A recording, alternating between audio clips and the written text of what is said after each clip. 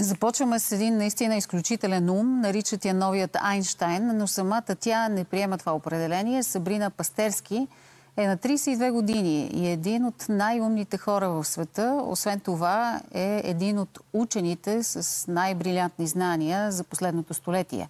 С нея ни среща Петя Желева. Здравей, Петя! Лора, здравей! На 9 тя иска летяща метла, като Хари Потър, но семейството й купува истински самолет. На 14 сама конструира свой.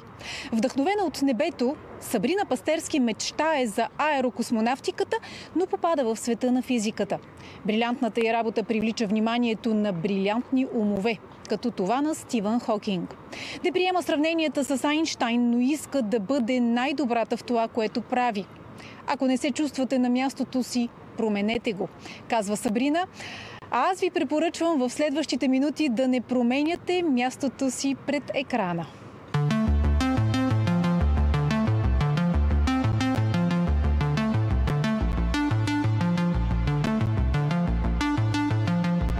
Като бях малка, излизаха книгите за Хари Потър. Подобно на всички деца на моята възраст, и аз го харесвах и исках да летя на метла. Била съм на 9 години, когато поисках летяща метла за Коледа. Вместо това, семейството взе самолет. Истинска честна, което е по-евтино от кола, но е интересна алтернатива. Баща ми ме записа на уроци по пилотиране на летището до нас. Там срещнах много хора, които оформиха виждането ми за това, с което искам да се занимавам. Възпитана съм от куп инженери, не само от баща ми, който е инженер-електрик и юрист, чието отношение беше, че теоретичната физика не е достатъчно практическа. Това оформи светогледа ми по различен начин. Накараме да мисля за гледната точка на компания, която би прилагала труда ми. Интересувам се от реалното приложение.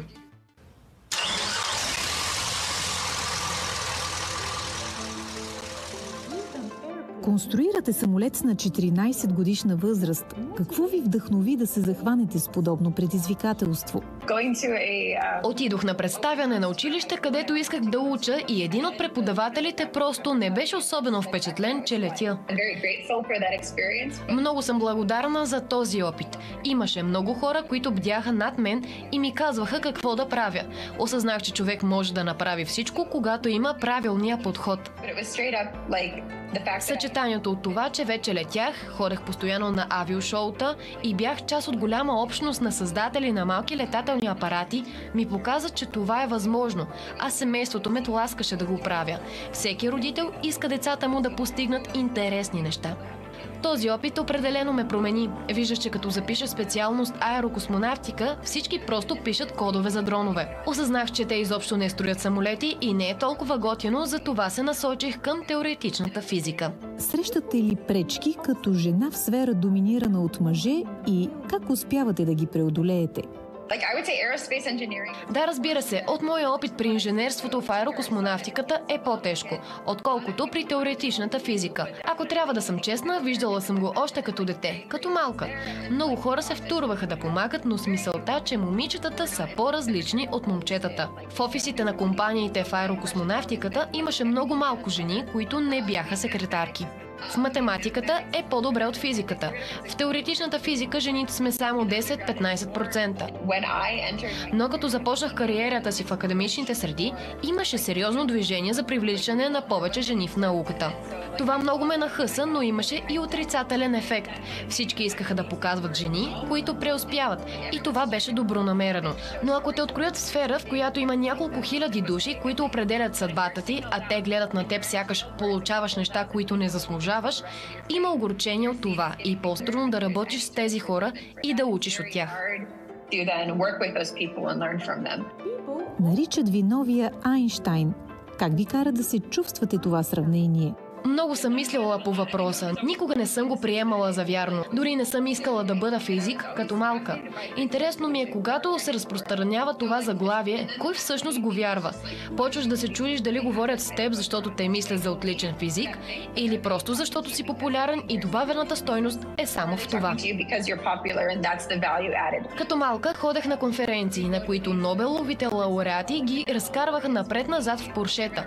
И си казваш, че ако си много добър учен, учен, животът ти ще е страхотен. Искаш да си на върха в сферата си, малко като олимпиец в това отношение.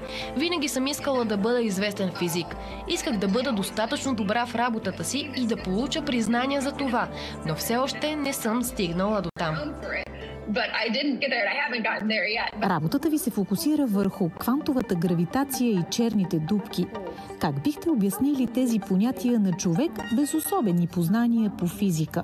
Разглеждаме физиката в два мащаба – квантова и съгласно теорията на относителността. Ако има една теория, която обяснява всичко, то тя трябва да обхваща и двете. Ние се опитваме да създадем математически модел, способен да ги съвмести. За мен по-доброто обяснение на заниманието ми е в тази посока. Представете си, че отсяваме и подреждаме теории, така че да имаме по-добро разбиране за света. Ако бяхте президент за един ден, какво би било първото ви решение за науката и образованието?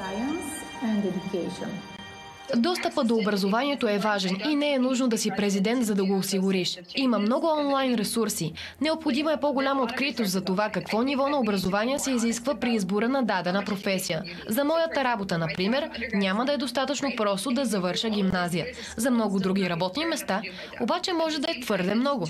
Не е редно да трябва да плащаш на частни образователни институции, за да можеш да работиш. В академичните среди липсва нещо. Ще ми се да бяхме като компания. Някак хората вече не смятат познанията за толкова ценни, колкото един стартъп проект. В академичните среди не се занимават с такива, защото не знаят как да продават.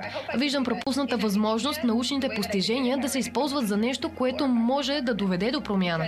Не мисля, че решението може да дойде от власт или президент. Кои научни постижения в последно време вярвате, че имат потенциала да променят света в близко бъдеще?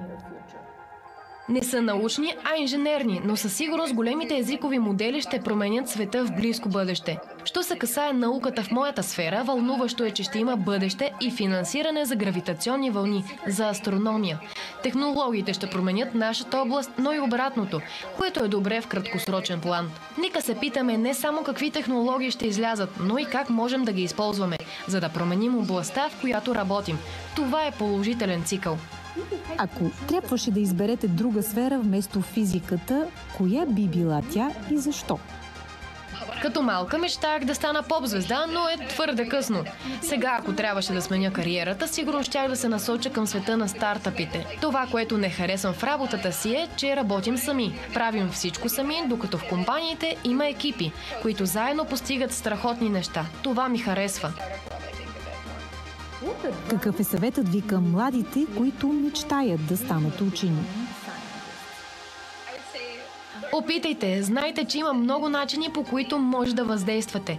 Най-важният съвет, който бих дала е, ако не се чувствате на мястото си, променете го. Открийте онова, което има стойност за вас и научете какво е необходимо, за да го правите.